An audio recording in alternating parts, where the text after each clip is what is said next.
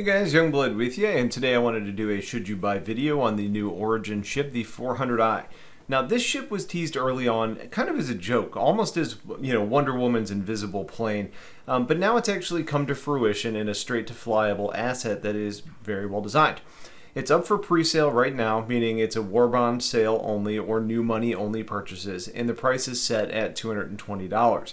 I'm expecting that once you can start using credits, you'll see that price end up increasing to probably about $240 or so.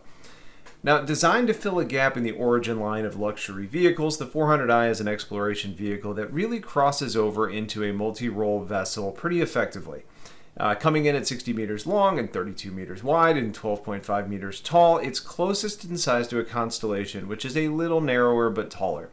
The idea of the ship is to bring as many of the amenities to your travels as possible while leaving some of the more comprehensive utilities off that bigger ships come equipped with, such as a medical bay.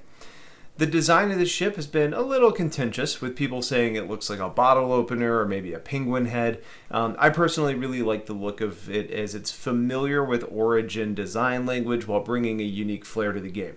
Now, while some other ships kind of scream Starfleet to me, this is the first one that really screams, Star Wars, that is currently flyable. And inside the ship, you have a nice, somewhat plain cockpit, which does have usable UI buttons. The pilot seat is up front and in the middle, with the new, remote turret and MFD operator seats over the shoulders on the left and right from the pilot. The view is decent out of the cockpit, but it does lack some visibility up and down based on the design of the hull and the extending front of the ship. As you move backward in the ship, you're going to find that there's a captain's quarters there that has some nice features, including a bathroom area. And a little bit beyond that, you're going to find crew quarters for your other two crew members because you have a total crew of 3. And in there you have closets and some storage for their gear. A little further back is a nice habitation area with a kitchenette, eat-in area, and a windowed area that has a hollow table that will hopefully be a functional exploration headquarters to kind of help you map out your adventures. Closer to the middle of the ship, you have an elevator, much in the style of the 600 and 890, that will take you down to the lower level, or you can use a set of stairs, or I'm sorry, not stairs, a ladder. And in that main room, you're going to find that your components are nicely stored in climate-controlled areas that hopefully keep things like fire and chemicals away from your crew should something go awry. Off in one direction, you're going to find that you have a cargo area, which is where you store your 42 SCU of cargo, with a ramp that will extend to the ground. If you go back the other direction, you're going to find suit storage for EVA and nice weapons racks, along with a view of a gravity generator, I presume. And from there, you can see access to a really nice staircase that leads up the front of the ship to the ground, much in the style of the old Freelancer stairs. And to the side of that, there is a docking port for space entry and exit. Now, on the exterior of the ship at the very front, that kind of where the front landing gear is, you're going to see that there's an option to use a little elevator lift that will allow you to drop an X1 space bike if you have one once they are implemented, meaning you are bringing along ground transportation if you load it up. The Q&A has stated that it's only going to be used with the Origin bikes, though a Nox technically fits. We will need to see if there's some proprietary things in there like docking that prohibits other brands from being locked in place. The design of the ship uses the limited space significantly better than the borderline cavernous 600 series, which feels, which kind of makes it feels very well put together and just very comfortable inside of the 400. I can also appreciate the new buttons being added like you see from some of the newer Crusader ships that allow for things like door locking and light controls that many other ships just don't have in the game yet. From a components perspective, you're bringing mostly medium gear with a medium radar, computer, quantum drive, and quantum fuel tank. You have 2 medium hydrogen fuel tanks along with 3 medium power plants and coolers and 1 large shield generator. Now, CIG goes into the comparisons of the ship and mostly seems to pit this against the Constellation and the Corsair. But since the Corsair is still in concept and can still change, I mostly want to focus on the Constellation that is in-game and well-established. Components between those two are very similar, with the primary differences being that the Constellation has 1 less power plant and cooler than the 400 series has. Now, looking at the cargo of 42 SCU, if you want to compare the hauling ability, the Andromeda comes in at 96 SCU, so you're more than doubling the ability in a Constellation. Weapons-wise, the 400 is okay, but nothing impressive. It comes with 2 pilot-controlled size 4 hardpoints, which are currently equipped with gimbaled size 3 Panthers by default. You do have 2 remote turrets and 2 Panthers on each, so you basically have an MSR's worth of firepower by default configuration.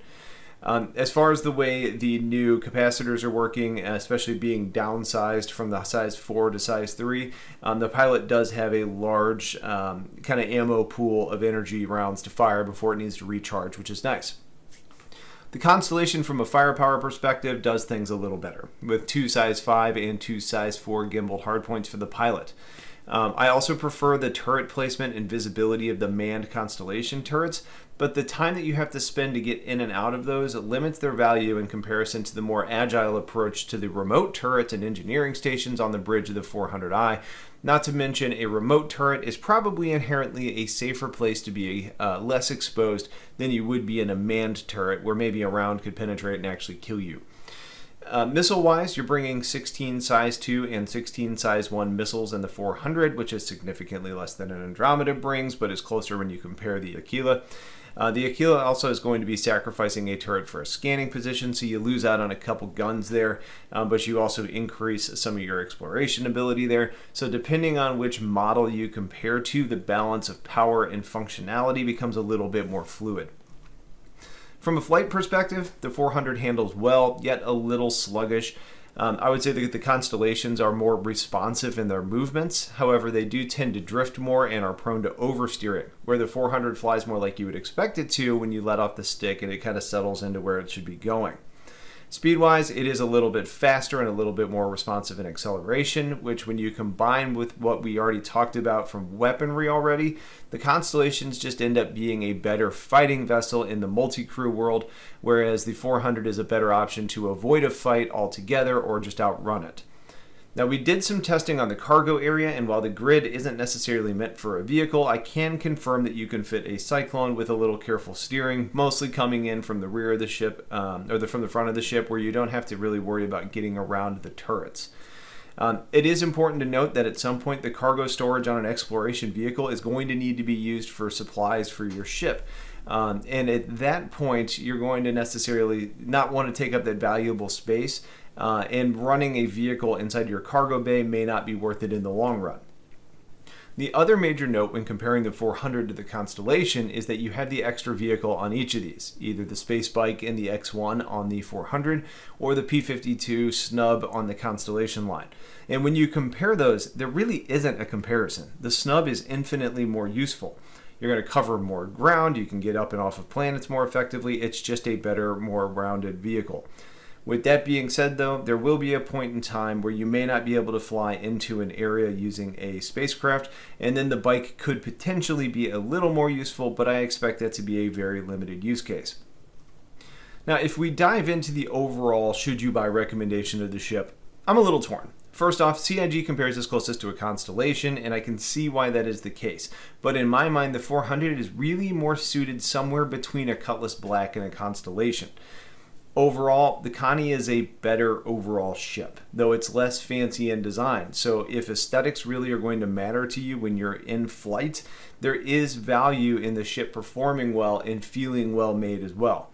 I think the price point is pretty reasonable, and I don't think you're really paying the luxury tax to the same degree that you would on other ships. So with that in mind, it really comes down to more of a true functionality analysis, which overall does the job well. I think hauling cargo, the Cutlass is going to be half the price and does the job well, but once we have bigger systems to traverse, the larger 400 should be able to manage the longer range a little bit better. From a fighting perspective, the Constellation outclasses the 400. Getting down to exploration, you have the tools to do the job well in the 400 series, but that gameplay loop isn't really fleshed out yet, so we'll have to see how that all pans out. I expect it to be a fair mid-level explorer, though it honestly feels more like a touring vehicle than a true exploration ship. So, should you buy the 400i?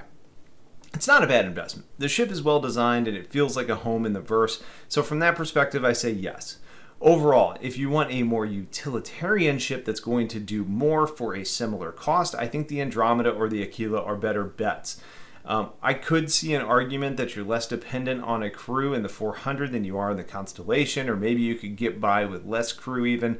But with the speed and control differences being somewhat minor, and there being significantly more firepower in the Constellation line, and the snub being more versatile than a bike and it carries more cargo, I just don't quite think the 400 wins that comparison. Overall, it's a great ship. I think the price is fair, and I don't think you're going to regret the choice. But if you do make that choice, you probably want to make sure it's because you like the feel of the ship. Because I think you can do better in a Connie or maybe eventually the Corsair, but probably not by a huge margin. So hopefully that kind of helps to show off the new ship a little bit and give you some perspective on what it is and what it isn't. But that's basically going to be it for now. I did want to let you all know that from a supporting the channel option list, in addition to Patreon, I have just opened up a YouTube membership option. So if you've been interested in supporting but have yet to join the Patreon, there is an alternative now that comes with some really nice perks through YouTube. In addition to that, keep an eye out for a lot more content on 315 coming your way very soon. So with that out of the way, thank you for watching. Have yourselves a wonderful day and take care.